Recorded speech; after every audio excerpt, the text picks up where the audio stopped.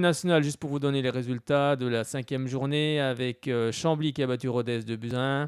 L'Entente Sanois-Saint-Gratien qui s'est incliné sur son terrain face à Boulogne-sur-Mer 2-0. On a également l'US Avranches et Tours qui font match nul 0 partout. Le Mans a battu le Pau FC 2-1. Marignane s'est incliné sur son terrain face à Quevilly 2-1. Le Dunkerque et le FC Villefranche font un partout. Lyon-Duchère a battu la jeunesse de Drancy 3-0 et Cholet-Bourg-Péronnas 0 partout. Le samedi 1er septembre, Laval avait battu Concarneau 2-0. Prochaine journée, ce sera le vendredi 7 septembre, la 6e journée avec Villefranche-Le Mans. Les rencontres auront lieu à 20h. Laval-Lyon-Duchère, Tours-Dunkerque, Concarneau, Pau FC, Rodez, l'US Avranches, Bourg-Péronnas, l'Entente Sanois-Saint-Gratien. La jeunesse de Drancy recevra Cholet, Quevilly-Chambly, Boulogne-sur-Mer, Marignane. Et ce jeudi 13 septembre, ce sera le début de la 7e journée avec Le Mans-Tours.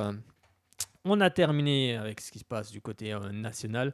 On va parler un petit peu plus sur ce qui se passe en Bourgogne-Franche-Comté avec les résultats en National 2. Alors, qu'a fait la SM Belfort du côté de Lusitanos? Eh ben, ça a fait un but partout. C'était dans le groupe D. C'était la 4e journée. On va regarder tout de suite le classement avec Belfort qui est 6e avec 7 points. On va regarder la prochaine rencontre justement. Ce sera le samedi 8 septembre. L'ASM Belfort recevra la réserve de Lille. Ce sera à partir de 18h au stade Serzian. Donc allez encourager cette équipe de Belfort. Il n'y aura pas le match du FC Sochaux-Montbéliard. Et en plus, maintenant c'est le samedi. Ça sera un samedi, l'ASM Belfort. Donc allez encourager les hommes d'Anthony Accard. On compte sur vous. Allez, on passe cette fois-ci au groupe. Là, on était dans le groupe D. On va passer au groupe A avec les résultats de nos deux équipes franc-comtoises, à savoir Jura Sud Foot qui réalise la bonne performance du jour en allant s'imposer du côté de la réserve de Nice 3-1. Et on a également Pontarlier. C'était plutôt compliqué pour le CA Pontarlier qui s'incline face à la réserve de Lyon 6-0. C'était à 18h ce samedi 1er septembre. Au classement, on retrouve le CA Pontarlier qui lui pointe à la dernière place, 16e position avec 1 point, à égalité de points avec les deux derniers, à savoir Mondor d'Azergue 14e et la réserve de Marseille 15e. Le premier est en grâce avec 10 points. On va justement retrouver Jura Sud Foot qui lui est 6e avec 7 points. Très bon début de saison pour les hommes de Pascal Moulin. On va regarder la prochaine journée. On va regarder les adversaires de nos clubs respectifs, à savoir Jura Sud Foot qui sera opposé à Annecy. Ce sera à partir de 18h à Moiran en montagne ce samedi 8 septembre. Donc si vous êtes dans le coin, allez voir et surtout soutenir cette équipe de Jura Sud Foot. On va regarder justement le CA Pontarlier. Ce sera du côté du stade de Paul Robe à partir de 18h. Pontarlier, excusez-moi. Le CA Pontarlier recevra justement le leader Grasse à partir de 18h. Donc ça sera assurément une belle affiche du côté du stade Paul Robe et on espère bien sûr que les hommes de Jean-Luc Courtet feront tomber ce leader. On va justement terminer cette page nationale 2 et on va surtout ouvrir la page ce qui concerne le national 3 avec nos équipes franc-comtois. Je vous donne déjà les résultats de cette 3e journée avec Morteau-Montlebon qui a fait match nul face à Solongé, 3 buts partout. Louan-Cuiseaux a corrigé la Charitoise 5-0, est allé corriger la Charitoise 5-0. Avalon et la réserve de Sochaux ont fait match nul, 1 but partout. Montceau-les-Mines a battu le Racing Besançon 3-2. La réserve de Dijon est allée battre Jura-Dolois 3-1. Et la réserve d'Auxerre est allée battre Grand-Villard 1-0. On va s'arrêter sur une rencontre. On était du côté du stade Léo-Lagrange ce samedi pour suivre la rencontre entre le Besançon Football et le FC Guignon. FC Guignon, une équipe qui a envie forcément, qui fait partie des favoris cette saison pour la montée en National 2. Et le Besançon Football s'est imposé 1-0. Il fallait être là dès l'entame du match car il y a un penalty qui a été provoqué sur Marius Mbaya. Et c'est Raphaël Calonge qui, à la 2e minute de jeu, transforme l'offrande, transforme ce penalty ce penalty donné au Besançon Football. Et ensuite, les Byzantins n'ont rien lâché, ont été costauds jusqu'à la fin de cette rencontre et s'imposent 1-0. C'est leur première victoire de la saison.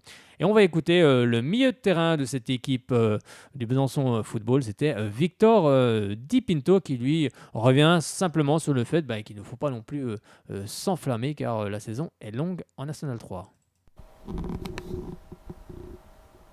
On est avec Victor Di Pinto après la belle victoire du Besançon Football devant le Football Club de Guignon. Bon, ce soir, vous avez marqué d'entrée dès la deuxième minute de jeu sur penalty. Après, vous avez été costaud dans le match. Vous auriez même pu tuer ce match avec beaucoup d'occasions. Oui, c'est vrai qu'on a marqué d'entrée, donc dans les têtes déjà ça fait du bien et t'es serein. Après voilà, la consigne déjà avant le but, déjà la consigne du coach c'était d'être solide défensivement, ce qu'on avait déjà fait à Louhans, donc on a reproduit ça et c'est bien parce que franchement là on commence vraiment à créer une vraie base, un vrai truc. Et franchement cette victoire c'est ce qui nous manquait vraiment pour prendre confiance. Oui, puis face à une équipe de Guignon qui veut jouer la montée cette saison également, c'est une belle performance. Ah oui, non, mais c'est... Excusez-moi. Non, mais c'est vrai que Nyon, ça va jouer la montée et puis gagner contre eux de manière, franchement, c'est une fierté. Donc après, comme j'ai dit la semaine dernière, il faudra pas se satisfaire de ça. On a fait nul à Louhans, on a gagné Guignon. La semaine prochaine, c'est Sochaux. Faudra encore faire de bonnes choses là-bas. Qu'est-ce qui fait la différence par rapport à la saison dernière? On a vu vraiment une équipe costaud parce qu'il faut quand même résister à Guignon, même s'ils ne se sont pas créés non plus pléthore d'occasions, mais aussi parce que le Besançon Football a été bon dans cette rencontre. Je pense que par rapport à la dernière, déjà, on a une base défensive. On est un bloc, ça se voit, je pense, sur le terrain. Entre les arrières et attaquants, il y a pas 60 mètres quand on est vraiment un bloc et on se concentre vraiment là-dessus, quoi, de défendre. Et puis après, voilà, il faut être efficace. Bon, aujourd'hui, on a un peu de réussite sur le penalty d'entrée, mais les prochains matchs, il faudra être solide défensivement et puis la moindre occasion, il faut la mettre au fond. Puis être plus tueur aussi parce que vous avez quand même 3 grosses occasions pour mettre le 2-0 entre la 27e et la 34e minute de jeu. Là. Il y a vraiment trois grosses occasions énormes. Ouais, c'est vrai, c'est des petites choses à corriger. Après, voilà, c'est que le début de saison. Faut prendre un peu comment je pourrais dire, de confiance parce que c'est ça. Hein. On n'a pas gagné une seule fois encore. C'est la première, donc peut-être que la semaine prochaine, cette occasion, Magid ou Kevin, ils la mettront. On verra, j'espère. J'espère en tous les cas. Alors, prochain match, ce sera face à la réserve de Sochaux. En fait, vous allez faire 2 matchs contre les réserves professionnelles, Sochaux et Auxerre. Ça va être aussi encore compliqué, mais avec cette victoire, vous allez pouvoir aussi viser autre chose. Oui, après, de manière, on va entamer comme on a fait Louhans, comme on a fait Guignon, hein, on va pas se prendre la tête, on va rester sérieux et puis essayer de gagner. Après, on verra sur le temps comment ça se passe ce championnat, mais pour l'instant, on s'emballe pas non plus, hein, faut pas croire ça. Oui, il faut pas s'enflammer, on sait qu'il reste beaucoup de matchs, la saison est longue. Bon match en 2 semaines, voilà, la saison est longue, et il faut bonifier à chaque semaine ce qu'on a fait la semaine d'avant. Je sais pas si c'était clair ce que j'ai dit, mais... Si, on a compris. Bon, personnellement, physiquement, tu es comment là? Tu te sens comment en ce début de saison? J'ai été blessé, donc c'est vrai que j'ai manqué un peu la prépa, donc ça se ressent quand même à la fin. Mais non, ça va, ça revient bien. On va continuer à travailler et puis aider les copains. Bien sûr, merci bien, merci beaucoup Victor Di Pinto, à bientôt. C'était Victor Di Pinto. Alors, avant de retrouver Cédric qui vient de nous appeler au 03 81 50 67 51, on va juste écouter la réaction de l'entraîneur du Besançon Football, c'était Hervé Genet. Hervé Genet, après la première victoire du Besançon Football ici face au Football Club de Guignon. Bon, Guignon, une équipe armée cette saison pour monter. Une belle prestation du Besançon Football ce soir. Oui, on a marqué ce but assez rapidement. Je pense que ça les a un petit peu surpris. Après, par la suite, tout au long du match, cette équipe a eu la maîtrise du jeu. Mais je pense qu'à la mi-temps du match, on s'était créé les plus grosses occasions, même si eux, il y avait une véritable domination et une véritable maîtrise de leur part. Je pense qu'on aurait pu revenir avec un score plus large à la mi-temps et c'est ce qui nous aurait facilité cette deuxième mi-temps. Mais enfin, c'est peut-être aussi bien comme ça puisque les joueurs ont continué à tous ensemble bien défendre et à bien protéger le petit avantage qu'on avait pris assez rapidement. Justement, vous l'avez rappelé, vous avez 3 occasions franches de la 27e à la 34e minute de jeu. Ça vous a inquiété à la mi-temps, ces occasions perdues ou pas du tout? Non, ça m'a pas inquiété. Bien sûr, on veut toujours être dans le confort. Ce qui m'a inquiété, c'est un petit peu cette reprise de deuxième mi-temps où on a mis du temps, on a mis au moins une petite dizaine de minutes à revenir dans le jeu, dans le cœur du jeu, à essayer d'être un peu plus performant qu'on était. Maintenant, bien sûr que s'il y avait eu cet écart qui était creusé, c'était plus facile sur nous sur le banc parce que c'est difficile de vivre la fin d'un match quand il y a un 0 et que l'équipe en face pousse en espérant marquer ce but puisque ils n'avaient plus qu'à, même s'ils prenaient un but, la défaite était la même, quoi. C'est le point à travailler justement d'être plus tueur. Oui, parce qu'il nous manque, il faut pas oublier aussi qu'il nous manque pas mal de monde offensivement encore. Qu'on avait Kevin à Tangana aujourd'hui, qui est depuis seulement 15 jours avec nous à l'entraînement, qui a encore pas mal de joueurs offensifs qui sont blessés actuellement. Donc on attend, c'est pour ça que j'ai dit à l'équipe, dans un premier temps, il faut faire absolument le dos rond pour essayer de rester pas trop loin des équipes qui auront gagné leurs 3 matchs pour être au niveau, pour pas se laisser distancer, pour pouvoir vivre dans des eaux un peu calmes. Ce qui est intéressant quand même ce soir, c'est qu'on a vu une équipe de Besançon Football costaud. C'est vrai que vous avez marqué dès la deuxième minute de jeu et vous avez tenu toute la partie en fait. Oui, on a axé notre préparation sur le travail physique et surtout avec une équipe qui a envie de défendre. Après, on sait qu'on a des joueurs qui vont très vite devant aujourd'hui. Donc oui, ce sera, je pense, notre style tout au long de la saison. Ce qui est important, c'est de marquer des points. 2 prochains matchs, 2 réserves professionnelles, celle de Sochaux et celle d'Auxerre.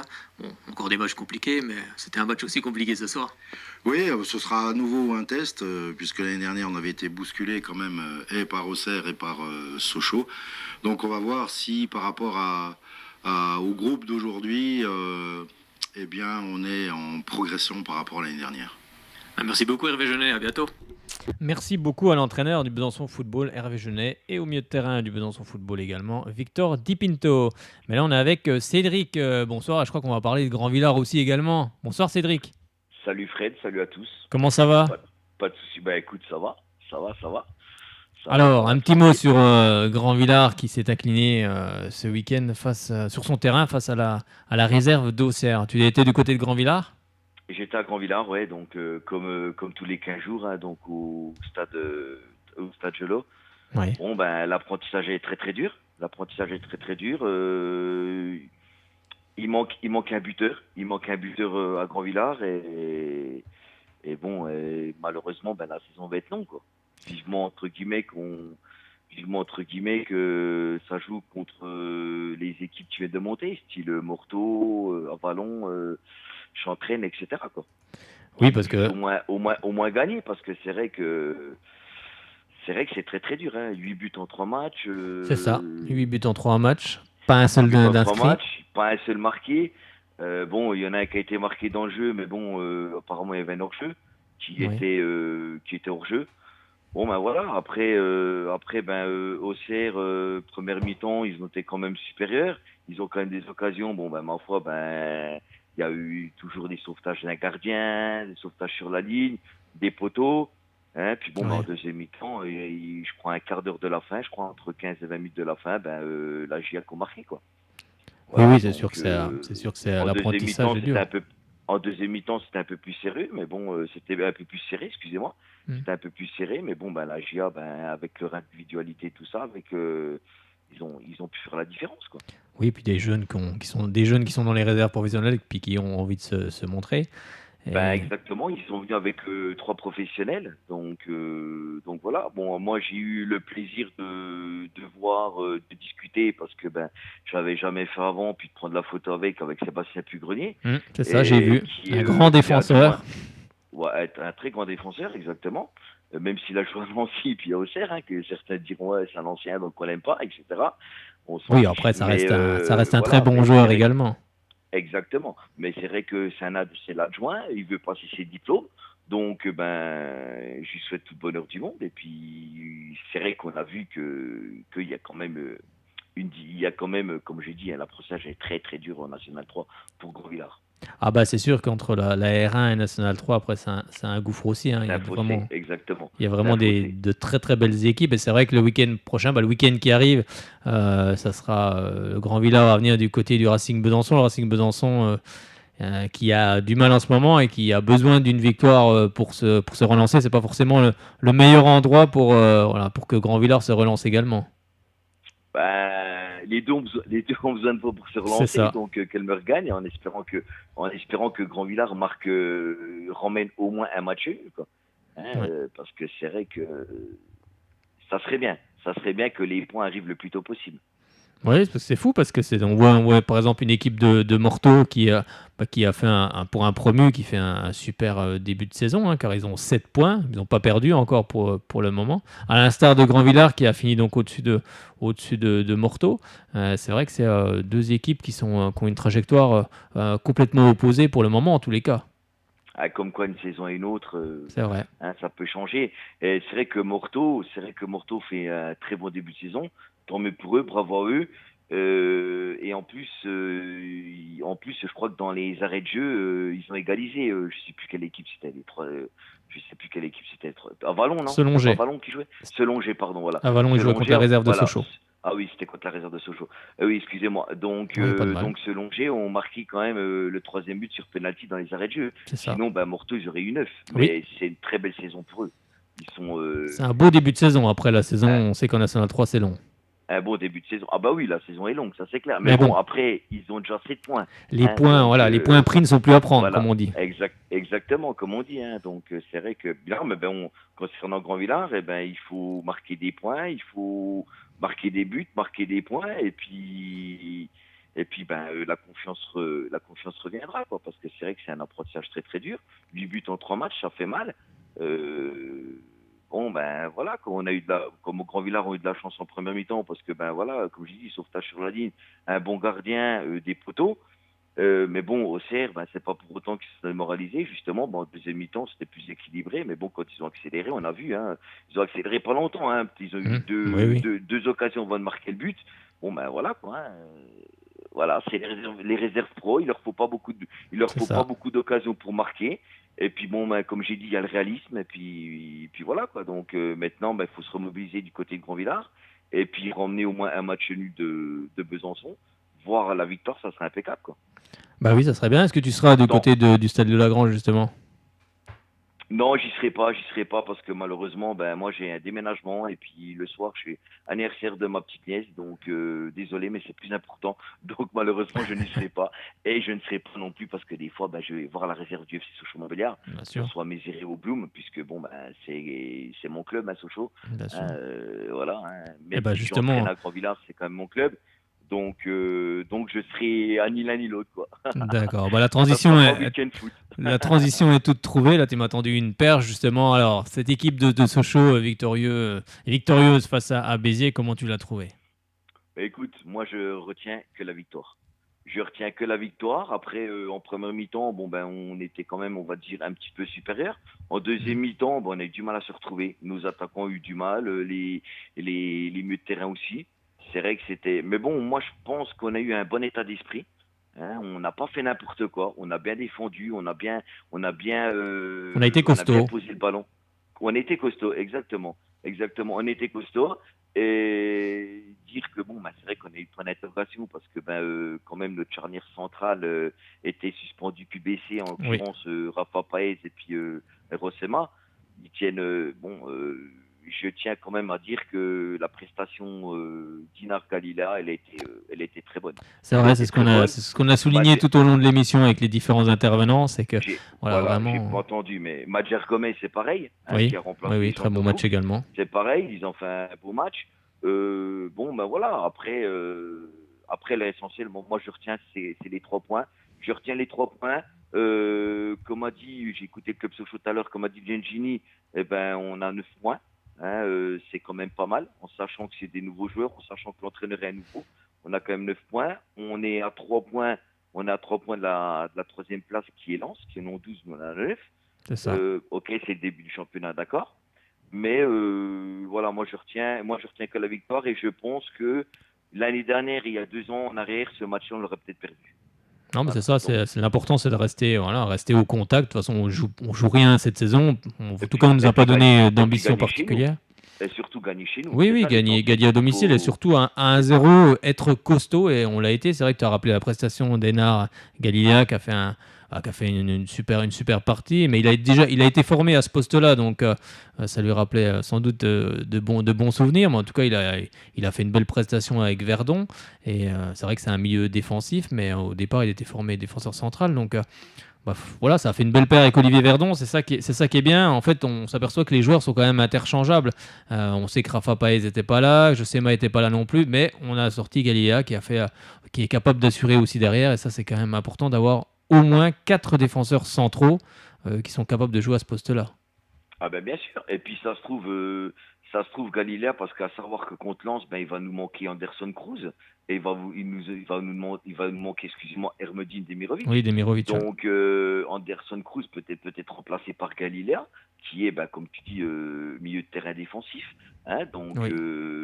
et Galilea revenait de blessure. En Donc c'est vrai plus. que c'était pas évident, parce qu'on avait une prestation, je sais plus où, qu'il y en avait beaucoup qui le critiquaient. En Coupe de la Ligue, contre Brest. Oui, voilà, en Coupe de Ligue. Bon, en Coupe de Ligue, j'étais tous zéro. Hein, on était Oui. tous zéro. Mais bon, Galilea revenait de blessure. Et puis bon, moi j'ai entendu, Galilea, il va pas être bon.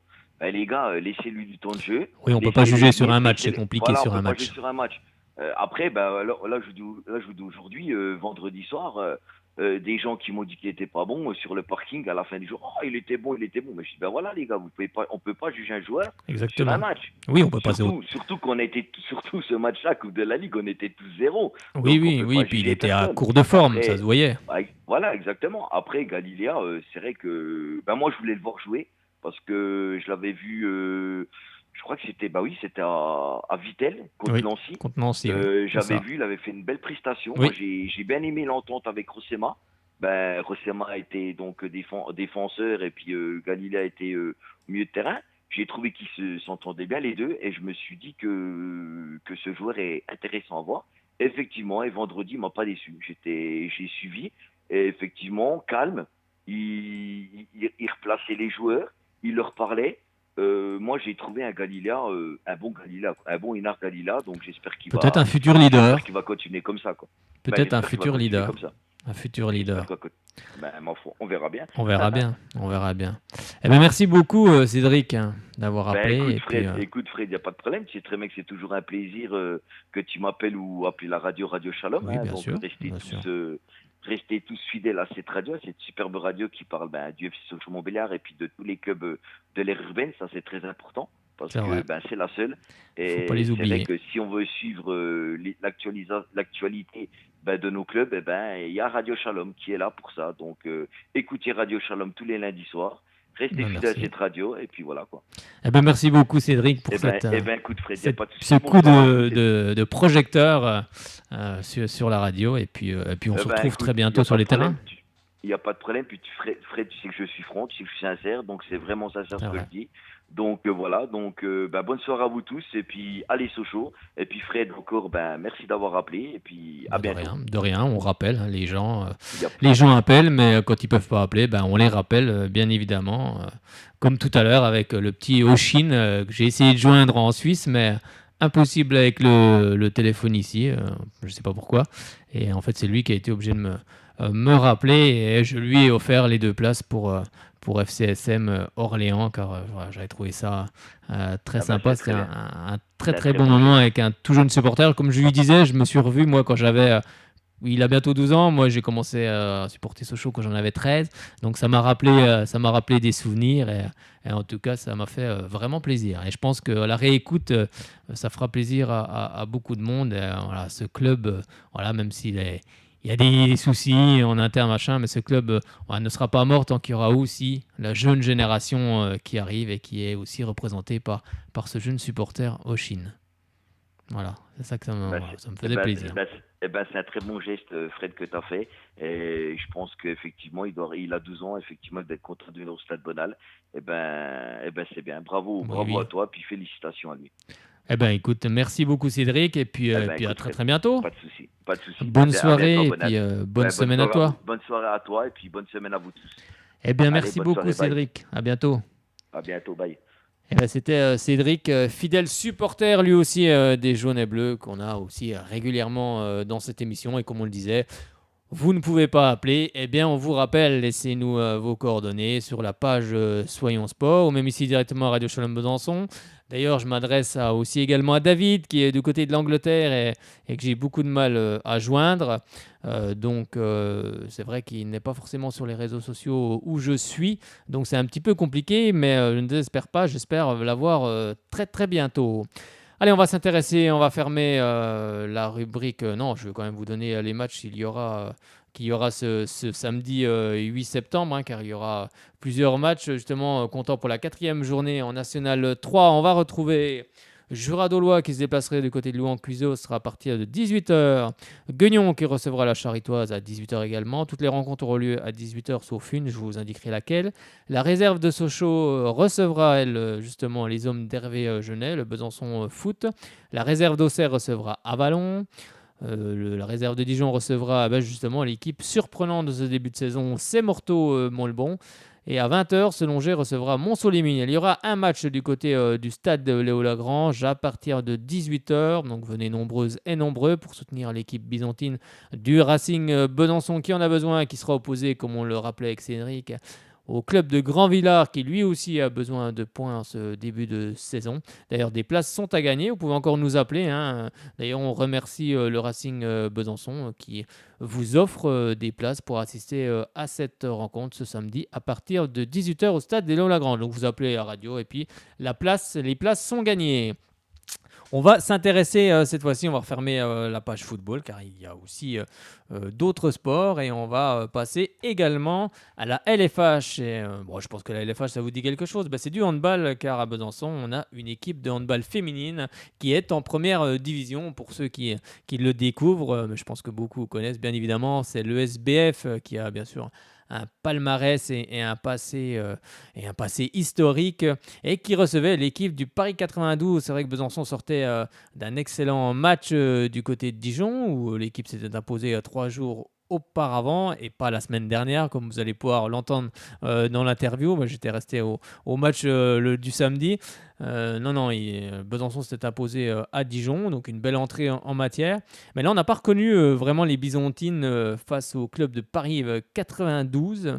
Beaucoup de ratés dans cette rencontre, pas forcément d'envie. On n'a pas reconnu du tout l'équipe qu'on avait vu jouer du côté de Dijon. Et Paris 92 s'est imposé du côté du Palais des Sports gagné Yalouz 32-23. On va écouter tout de suite Raphaël Tervel qui nous a accordé qui nous a donné sa réaction après cette rencontre. On est avec Raphaël Tervel après la défaite contre Paris 92, 32-23. Qu'est-ce qui n'a pas fonctionné ce soir? Beaucoup de choses. Tout, c'est clair, on est complètement débordé dans tous les domaines. En attaque, en défense, en repli, en montée de balle, en gardienne, partout. Quand il n'y a rien qui va, il n'y a vraiment rien qui va. Et ce soir, franchement, je cherche encore ce qu'on aurait pu faire pour enrayer la machine. Mais quand personne n'est dedans, malheureusement, il n'y a pas grand-chose à faire. Donc, on a pris une belle fessée, à domicile en plus, pour le début de championnat. Maintenant, soit on s'écroule, soit on réagit. Le derby qui a laissé des traces, la semaine dernière, vous avez gagné contre Dijon, non? Des traces dans la tête, oui. On a pensé que ça allait être bon, que ça allait dérouler et que là, la saison était partie et que comme on joue chez nous, il ne peut rien nous arriver. Eh bien si, la preuve, quand on n'est pas concentré, quand on n'est pas prêt, à mettre de l'engagement, on perd contre n'importe qui, même une équipe de D2 ce soir, au niveau où on a été. Donc c'est un mal pour un bien parce que derrière il y aura forcément une réaction. Du moins, en tout cas, nous on l'attendra. Réaction d'orgueil à Nantes? Oui, bien sûr. Nantes qui vient de perdre aussi ce soir à Fleury, donc ça va être un bon match bien engagé parce que je pense que les deux équipes ont le devoir de se racheter. Donc ça promet un beau match. Merci beaucoup, Raphaël Tervel. Oui, merci beaucoup Raphaël Tervel. Bah, ça promet un beau match du côté de Nantes. Ce sera le 7 septembre à partir de 20h30. Le SBF se déplacera du côté de Nantes. Nantes qui a mis de l'argent cette saison pour avoir des résultats et Nantes qui n'est pas très bien non plus en ce moment car elles ont elles aussi perdu lors de cette journée. Elles se sont inclinées face à Fleury-Loiret 28-25. Un petit mot sur le classement avec le SBF qui est 7e avec 4 points. Et son adversaire du jour, le Paris 92, est troisième avec 6 points. À égalité de points avec le deuxième, Metz Handball 6 points. Et Brest-Bretagne Handball est premier avec 6 points également. La prochaine journée, comme on vous l'a dit, Besançon ira du côté de Nantes. Le Paris 92 recevra Brest.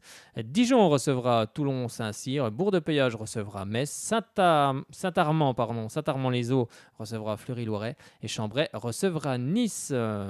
Eh bien, on en a terminé en ce qui concerne le handball féminin. On va s'intéresser cette fois-ci au grand Besançon Doux Handball qui disputait un match amical ce week-end. Ça, c'est chez les garçons. Et le Bezac s'est imposé. Le Bezac, non, pas le Bezac, ça c'est le basket. Le grand Besançon Doux Handball, c'est le basket, ça viendra juste après. Le grand Besançon Doux Handball s'impose 44-20 face à Épinal qui évolue aussi en National 1. Donc la prochaine rencontre pour le Grand Besançon de handball, ça sera le championnat qui va démarrer. Le championnat recommence justement le 8 septembre. Le Grand Besançon de handball sera du côté, je vais essayer de bien le prononcer pour nos amis alsaciens, Folchwiller. Donc soit c'est alsacien, soit c'est dans les Vosges. Il faudra me redire pour ceux qui connaissent bien, je regarderai. À partir de 20h30, on espère bien évidemment une victoire des hommes de Dragan Svoko, le nouvel entraîneur de cette équipe du Grand Besançon Doux Handball. On va s'intéresser aussi à du handball car il y avait aussi un événement ce week-end. Je pense que vous l'avez suivi du côté de l'Axone. C'était le trophée des champions où il y avait les équipes engagées étaient celles qui ont fait briller la France justement sur le Final Four avec Montpellier, Nantes. On va retrouver aussi le Paris Saint-Germain et l'équipe de Saint-Raphaël. Et justement, la finale opposait Montpellier à Saint-Raphaël. Et c'est Montpellier qui a remporté la Ligue des Champions cette saison et qui s'impose 32-27. À savoir aussi qu'il y aura l'Euro 2018 féminin du côté de l'Axone.